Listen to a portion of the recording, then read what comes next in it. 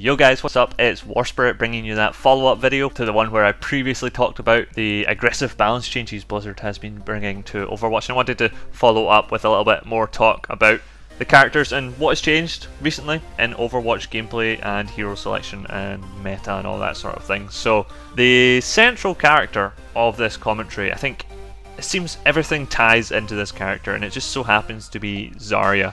And Zarya is one of my most favourite characters in Overwatch so far. She's just a ton of fun to play, she's very powerful, and she can hard carry games, I feel. She's the leader of the team for sure. How it all ties into Zarya? Well, as you all know, in Phase 1, Zarya was what I would class as a god tier pick in Overwatch. Now, within the last couple of days, Zarya has gone from god tier pick to not picked, really. And I say not picked really because, yeah, she's picked in pubs, but she's not the best pick to pick. She should be. She used to be god tier. Why is she not picked anymore? And this is all tied in to quite a lot of things. Changes Blizzard has made to various heroes, changes Blizzard has made to the way the game works in general, and it's sad. I'm sad because I love Zarya and I want to play her a lot, okay? I'm not saying she's bad, I'm just saying she is a key hero which we can really focus on here to explain how things have changed in Overwatch so far. Yes, Zarya got a nerf in the latest Blizzard aggressive balance patch. That might have been the final nail in the coffin for players to say, oh shit, Zarya just got nerfed, maybe I shouldn't play her just now, maybe I should play one of these other characters which has received some buffs. It was the defining moment, was that balance patch, but it was all coming on from moments before that, because I would say where it started was with the changes to Mercy. Mercy got heavily nerfed to the point where she didn't get played much at all. This means you don't have that tag team in the skies, the Mercy Pharah combo. So that means Pharah's not played much at all anymore. She's still played, but not as much as she was. And because Pharah's not played as much anymore, there's no need for the big wombo combo, which is the Zarya Pharah wombo combo with their ultimates. So there goes Zarya as well, just because Mercy got so drastically changed. That's three characters out of play because of really one character's changes. But it's not just that, it's because the gameplay just now has really evolved into a sort of burst damage playstyle. You want to be picking characters that have very fast time to kill, that can focus in on one character and eliminate that character very quickly. That's not what Zarya is. Zarya is busty. She is definitely not bursty. She doesn't really fit currently in the meta, and the reason Zenyatta is really in and Mercy's not is because Zenyatta has a Discord orb, which when he applies that to a target, multiplies damage against that target, meaning that target goes down very, very quickly. So you've got picks like McCree coming through 100% of the time, Reaper coming through almost 100% of the time. These are characters that get close to the target, boom, one shot. Right click from McCree, dead. Same with Reaper, get close, blast him, whoever's discarded, dead. You've also got things like Junkrat coming into play, doing massive damage with the grenade hits. Zarya's more the focused fire, damage over time dealer. She only melts people when she's fully charged, and her shield's recently got nerfed, so maybe people haven't adjusted quite yet to it. But the thing is her super key ultimate, which was the ultimate of all wombo combos, is no longer a requirement for teams, because teams are running things like McCree, which is a character who can ulti on his own. He uses that ultimate by himself. Then you've got Reaper, which is a solo ultimate. He flanks behind the team, jumps on them from behind. Ultimates. That's a solo ultimate. Requires not really much team coordination. Yes, you want your team to engage off of the Reaper ultimate and back your Reaper up so he gets out with some kills safely. No need for Zarya's wombo combo. And then you've got Junkrat. His ultimate is 100% solo. You call in a Riptire and go blow someone up while you're sitting in the back line. You don't need wombo combo for that either. Then the rest of the ultimates in the game are ultimates coming through from support picks in the game, which are Lucio's drop the beat ultimate to maximize the health of your team, and you've got Zenyatta's Transcendence ultimate, which heals a lot of damage from your teammates in a little range around Zenyatta. And these support ultimates are getting picked because they are really good ultimates that you can get really frequently in the game. So you're actually seeing sometimes 3 support picks in a game rather than the Zarya pick or the Winston pick. And this is the off-tank class. The off-tank class has sort of fallen off. What we're seeing is either 2 damage dealers, 1 main tank, which is Reinhardt, and then 3 supports, or what we're seeing is 3 damage dealers, 1 main tank, and 2 supports. And it's just the way the game has changed. And it's definitely not going to stay like this, because the game is going to change again very quickly. The game has changed rapidly. Almost every week we see something brand new brought out in these competitive tournaments that are going on.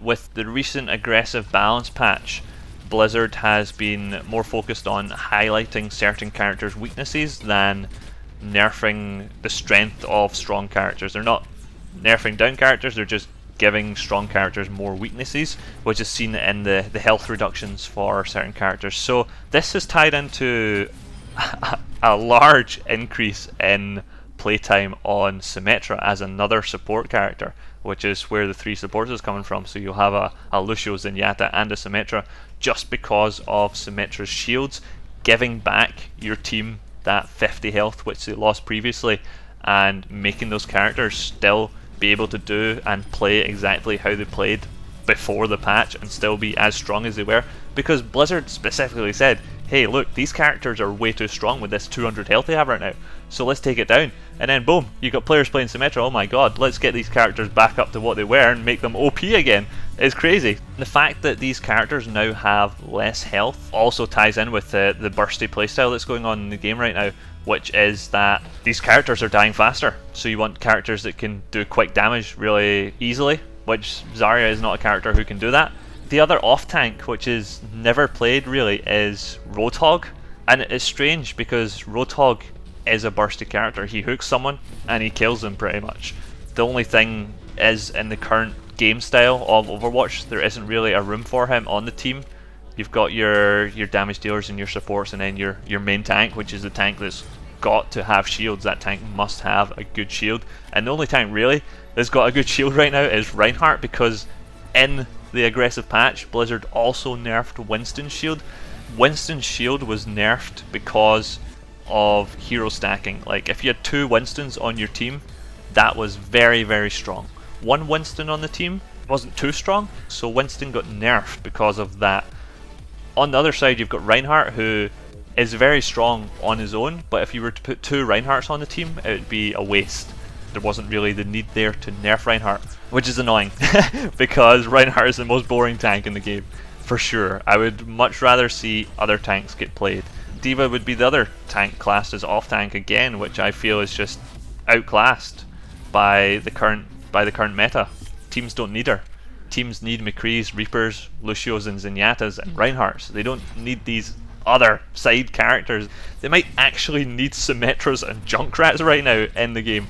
It's just completely different, and this video is basically just to highlight that fact that the game has changed a lot within a couple of months, and it's closed beta. There's hardly anyone playing it. Think how much this game is going to change if Blizzard keeps up with patches like this.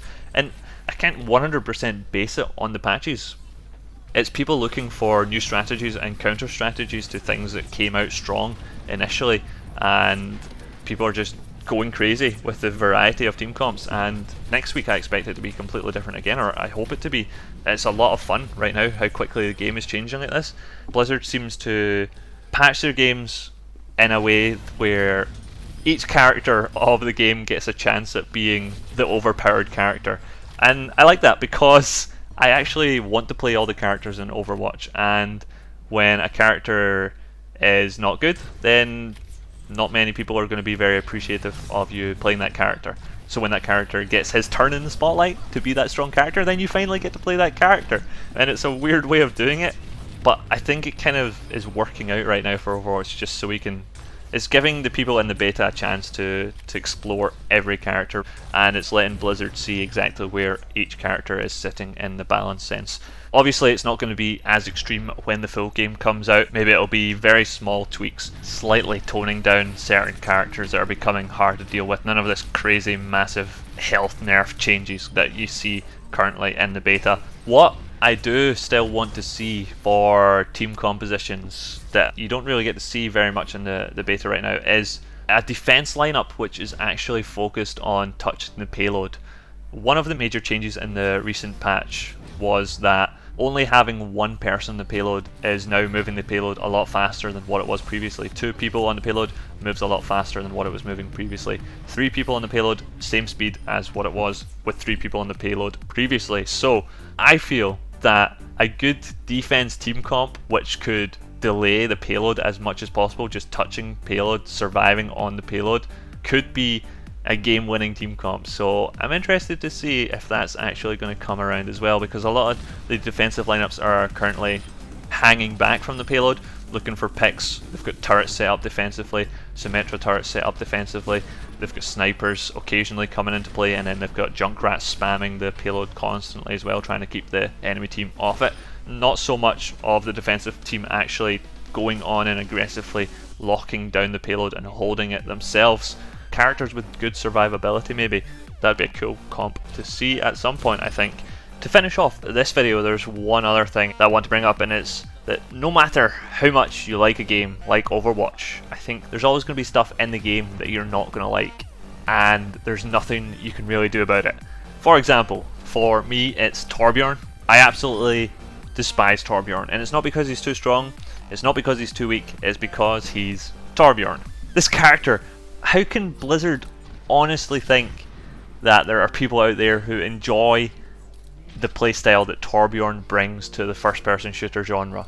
Sitting there building turrets and passing out armor scraps to your teammates, it just doesn't appeal to me at all. And then dying to this little AI-controlled turret, it's an AI-controlled turret shooting me and killing me.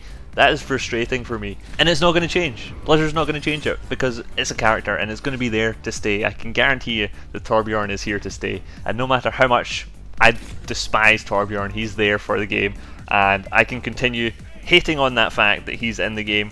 And it's going to be one thing about Overwatch that I don't like. Torbjorn. This is the one thing I don't like about Overwatch.